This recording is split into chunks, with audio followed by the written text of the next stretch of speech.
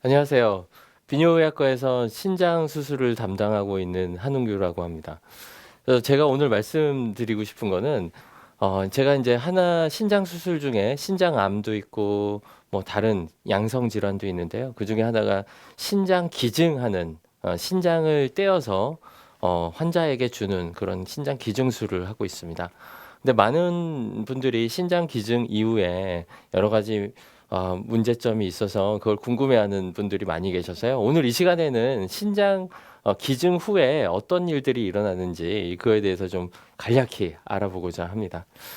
첫 번째는 신장 이식 수술에서 기증자의 역할입니다. 신장을 우리는 환자가 아니에요. 환자가 아니라서 건강한 분들입니다. 다른 분들한테 신장을 드린다는 거는 저는 어떻게 얘기하냐면 슈퍼 정상이라고 얘기해요. 그냥 정상인 사람들은 자기 두 개 신장 중에 하나를 드릴 수가 없습니다. 슈퍼 정상, 정말 정상 중에서도 제일 좋은 정상이어야지 하나를 드리고도 나머지 여생을 정상으로 살 수 있거든요. 어, 아마 대부분은 가족분들한테 신장을 기증하는 경우가 대부분인데요. 그 환자들, 그러니까 신장을 받아야 되는 분들을 보면 투석이라는 걸 합니다. 혈액 투석이나 복막 투석을 하는데 일주일에 거의 한 반나절 3번 정도 병원에 가서 투석을 해야 되는 일상생활을 잘 할 수가 없고 그다음에 하고 나서도 컨디션이 그렇게 좋지가 않아요. 투석이라는 거는 여러분들이 드리는 신장의 10분의 1의 역할밖에 못 합니다. 그래서 여러분들이 신장 기증을 해드리는 거는 그분들에게는 완치를 바라보고 어떤 새로운 생활과 활력을 드리는 아주 귀중한 일입니다. 그래서 여러분들이 기증을 할 수 있는 어떤 기회가 되셔서 검사를 했을 때 기증을 할 수 있다면 기꺼이 기증할 수 있는 그런 분들이라고 생각합니다. 두 번째 얘기는요. 신장 기증 준비 과정입니다. 앞서 잠깐 얘기 드렸듯이 신장 기능은 아무나 하는 게 아니고 신장 기증을 하려면 신장 기능이 굉장히 월등해야 됩니다. 정상 수치보다도 상당히 높은 저희가 커트라인을 갖고 있고 그 커트라인을 넘어야지 다른 분에게 신장을 드리고도 나머지 여생을 건강하게 사실 수 있어요. 신장은 자기 주먹만 하고 명치 뒤쪽에 등 뒤쪽에 위치를 하고요. 이렇게 강낭콩 모양으로 이렇게 생겼습니다. 그러니까 양쪽에 위치를 하고 있고요. 그 신장에 기증하는 과정에서는 혈액 검사 또 영상 검사는 CT 스캔을 찍어서 우리가 그 안에 있는 혈관들을 봅니다. 동맥과 우리가 정맥 구조를 봐서 조금 더 간결한 구조의 신장을 선택해서 드리게 되죠. 왜 그러냐면 그쪽은 혈관과 혈관을 붙여야 되기 때문에 복잡한 경우에는 수술의 결과가 나쁜 경우도 있어서요. 저희가 간결한 신장을 저희가 선택해서 수술을 하게 됩니다. 그래서 이게 준비 과정에서는 이것뿐만이 아니고요. 정신과 협진도 봅니다. 이게 자의가 아닌 이거는 물론 법적인 절차고요. 자의로 그분에게 드린다. 여러 가지 다른 강압이나 이런 것이 없다라는 것을 또 저희가 이게 진료 과정에서 알게 됩니다. 세 번째는요. 기증 수술 방법입니다. 이 기증 수술이라는 게 우리가 참 좋은 의도를 갖고 오셔서 수술을 받아도 이거 정말 수술입니다. 수술. 그래서 통증이 있어요. 저희 수술 방법은 아마 제가 단언컨대 어, 우리나라뿐만 아니라 세계적으로도 가장 적은 절개선을 갖고 있습니다. 그리고 신장은 후복막 기관이라고 해요. 이 등 뒤에 아까 있다고 제가 설명을 드렸죠. 등 뒤는 후복막이라고 얘기하는데 이 안에 장기를 건드리지 않고 후복막으로 바로 들어가서 하는 그런 영상 보조 최소 절개술이라는 방법을 가지고 저희 병원에서 벌써 20년 이상 시행을 해왔고 안전한 수술 방법이라고 생각이 듭니다. 물론 절개선도 가장 적습니다. 그런데도 불구하고 통증이 있어요. 통증이 있어요. 그냥 신장 하나 드리고 바로 퇴원할 수 있는 그런 게 아니고 여타 수술처럼 어느 정도의 회복 과정이 좀 필요하게 되는 그런 수술 방법입니다. 네 번째로는 많은 분들이 가장 궁금해하는 거예요. 신장 기증 수술 후 내 몸의 변화는 어떤 게 생길까라는 겁니다. 뭐 우리 아주 쉽게 생각하면 신장이 두 개 있다가 하나가 없어지면 일단 기능은 나누기 2가 됩니다. 그러니까 두 개가 거의 동일하게 신장 기능을 갖고 있기 때문에 하나가 떨어지면 신장의 기능이 좀 떨어진다고 보시면 돼요. 저는 환자분들한테 이렇게 얘기합니다. 뭐 남자분들은 쉽게 이해하는데 자동차 엔진과 같다, 신장은. 이렇게 얘기를 드려요. 그 얘기는 뭐냐면 우리가 뭐 자동차가 있는데 6기통 엔진이라고 생각을 하면 굉장히 잘 나가지 않습니까? 그것도 저는 아까 슈퍼 정상이라고 그랬기 때문에 아마 6기통 정도의 아주 파워풀한 엔진을 갖고 있는 자동차라고 생각하시면 돼요. 아주 잘 나갑니다. 뭐 힘도 세고.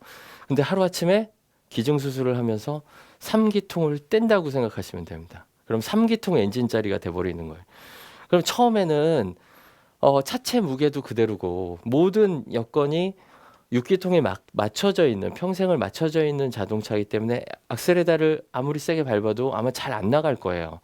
시내 주행은 가능하겠지만 고속 주행은 불가능할 겁니다. 똑같습니다. 사람 몸도.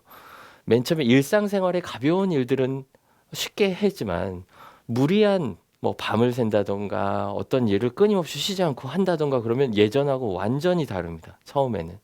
우리가 적응 기간이라는 게 필요한데요. 그래서 저희는 어떻게 얘기하냐? 자동차도 차체 무게를 줄이지 않습니까? 똑같습니다. 사람도 몸무게를 빼주세요. 뭐 이렇게 얘기를 해요. 잠깐 이따가 또 설명을 드리겠지만 이렇게 첫 번째로는 몸이 무겁고 그 다음에 졸리다라는 게 몸의 첫 번째 변화고요. 어떤 분들은 소화가 잘 안 된다. 몸이 좀 차갑다. 그리고 추위를 잘 탄다. 모두 대사의 문제입니다. 맞습니다. 그런 문제도 조금은 일시적으로 생기고요. 또 하나는 앉았다 일어나면 어지럽다. 우리 갑자기 딱 일어나면 핑 돌지 않습니까? 그런 기립성 저혈압처럼 그런 증상들이 간혹 발생하기도 합니다. 그래서 그런 증상들을 무서워서 병원에 막 오시는 분들도 계시는데 다시 안심시켜드리고 일시적으로 나타날 수 있다라고 얘기를 드립니다. 다섯 번째로는 이것도 가장 많이 듣는 질문 중에 하나인데요. 식단 관리입니다. 신장은 첫 번째로 배설기관입니다. 배설. 그 뭐냐면 우리 몸에서 여러 가지 쓰고 세포들이 영양분을 다 쓰고 뭐 근육에서는 이제 근육 일 많이 하고 그 다음에 각 세포는 쓰레기를 배출합니다. 쓰레기 배출한 거는 간에서 해독이 돼서 신장에서 나가는 겁니다. 그래서 간과 신장에 해독 기능이 있는데 그 해독 기능을 좀 적게 사용을 해야 되지 않겠습니까? 하나밖에 없으니까 갑자기. 그러면 첫 번째는 아까 잠깐 언급드렸듯이 살이 찌면 안 된다. 식사를 힘이 빠지겠지만 수술 후에 아까 힘이 빠진다고 얘기해서 환자분들이 평소에 드시지도 않는 어떤 영양분이 가득한 그런 것들을 찾아서 드세요. 무기질이 많은 거, 짜니까 또 입맛이 나니까 짠 거, 거기다가 뭐 넣어서 버섯 같은 약용 버섯, 뭐 영지나 이런 버섯을 넣어서 달여서 드시고 이제 첫 번째 진료실에 저한테 오시면 이제 피 검사에서 모든 우리가 프로파일이라고 얘기하는데 모든 검사 항목들이 엉망진창이 돼 버립니다. 그러면 우리 몸이 그건 적응할 시간도 안 준 상태에서 그렇게 많은 영양분을 섭취해 버리니까 간은 뭐 어떻게든 해독을 하겠지만 신장 같은 경우에는 해독할 여력이 안 되는 거예요. 적응할 시간을 안 줬기 때문에. 그래서 제가 첫 번째는 뭐냐면 식단의 원칙이 있습니다. 첫 번째는 충분한 수분 섭취입니다.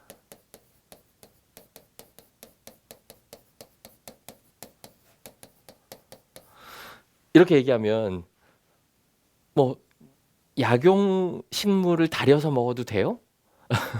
뭐 무를 달여서 드시는 분도 봤었고 뭐 하여튼 뭐 좋아하시는 게 있습니다. 근데 저는 일단 처음엔 나중에는 적응이 되시면 뭐 다른 것도 좀 데려서 드시는 거는 상관이 없을 거라고 생각이 들지만 처음에 우리가 6개월간은 적응 기간은 6개월입니다. 6개월간은 생수를 드시도록 아니면 뭐 수돗물을 끓여서 드시도록 그렇게 유도를 하고 있습니다. 뭘 다른 거를 첨가해서 무기질이나 다른 영양 성분을 거기다가 넣는 거는 반대고요. 또 하나, 주스. 이 주스는 시중에서 사시는 주스는 설탕과 플러스 강화 무기질입니다.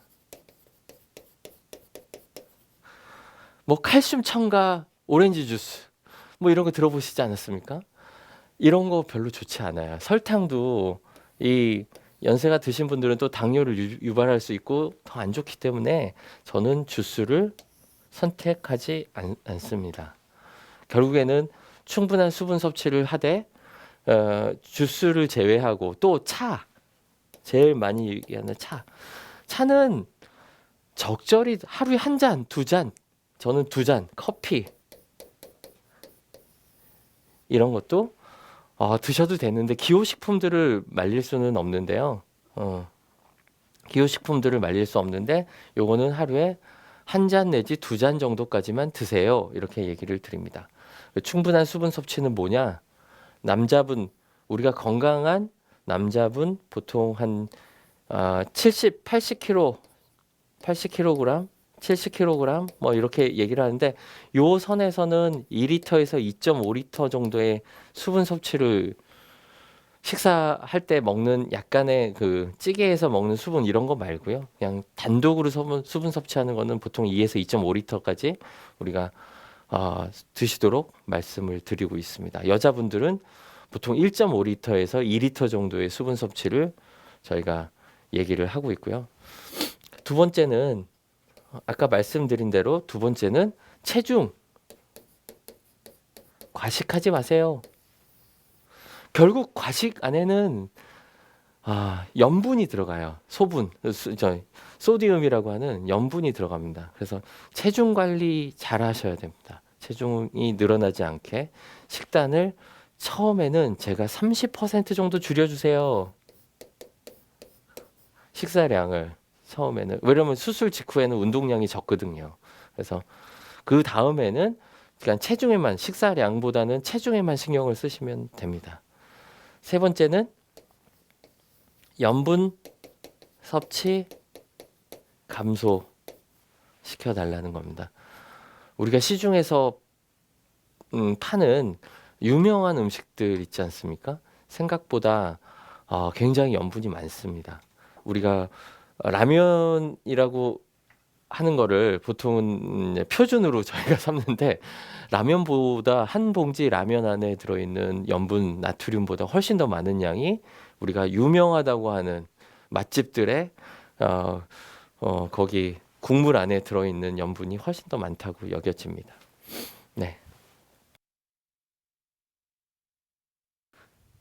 저희가 지금까지 여러 가지 얘기를 간략하게 드렸는데요. 진료실에서 가장 많이 하는 이야기들입니다. 뭐 이거 말고도 질문들은 상당히 많을 수가 있습니다. 근데 대부분의 원칙은 앞에 얘기한 것처럼 세 가지 그 주된 원칙을 가지고 저희가 설명을 하게 되고요. 저는 초반에는 그렇게 얘기합니다. 먹을지 말지 망설이거나 주로 평소에 드시지 않는 음식은 피해 줬으면 좋겠습니다. 그리고 6개월이 지난 다음에 재평가를 합니다. 신장 기능을 재평가했을 때 충분히 올라왔다고 생각이 드시면 그때는 좀 드시는 게 좀 완화가 되시고 여러 가지 영양제들도 드시고 싶은 영양제들 다 드실 수 있게 저희가 상담을 또 해드리고 있습니다. 앞서 제일 처음에 말씀드린 대로 기증을 해드리는 거는 저는 굉장히 그 숭고한 일이라고 생각이 듭니다. 어려운 과정과 결심과 이런 걸 거쳐서 한 생명을 완치를 시켜주는 방법이고요. 의사로서 한 질환을 완치하는 질환 그렇게 많지가 않습니다. 약도 그렇고 약도 조절하는 약이지 사실 완치하는 약은 그렇게 많지가 않고요. 여러분이 하는 기증했던 그 신장은 한 분의 완치, 신기능 저하증의 완치가 되시기 때문에 아주 좋은 일을 하신 거고 그 뒤에 지속적인 관찰